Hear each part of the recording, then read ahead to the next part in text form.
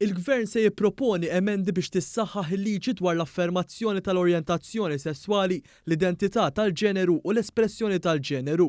L-għanewlieni ta' din l-emenda u li tara li l-liġi li daħlet fl-2016 tissaħħaħ biex bħala pajjiż inkomplu naffermaw li tkun differenti mhix marda. Għal daqstant l-emenda tinkludi d-definizzjoni ta' reklamar u tagħmilha illegali li jsir reklamar biex tħajjar persuni jirċievu servizzi qarrieqa bl-iskop li jippruvaw ibidlu l-orjentazzjoni sesswali u tal-individwu. Il-kap ta' taqsima tal-orjentazzjoni sesswali, identità tal-ġeneru, espressjoni tal-ġeneru u karatteristiċi tas-sess fih dan id-Direttorat ta' Drittijiet tal-Bniedem, Gabriella Calleja, qalet li liġi li daħlet fl-2016 għenet biex tistabilixxi kemm fil-politika tal-Gvern kif ukoll f'kull sfera tal-ħajja li kull orjentazzjoni sesswali, identità tal-ġeneru u espressjoni tal-ġeneru għandhom jingħataw l-istess valur u l-ebda waħda minn dawn il-karatteristiċi ma tikkostitwixxi diżordni, marda, defiċjenza, diżabilità jew nuqqas ieħor. Hija konkludiet li l-emenda li qed iħabbar illum il-Gvern qed tkompli ssaħħaħ l-effettività ta' din il-liġi. Qed niċċaraw x'nifhmu b'riklamar ta' prattiċi ta' konverżjoni u bekk qed noffru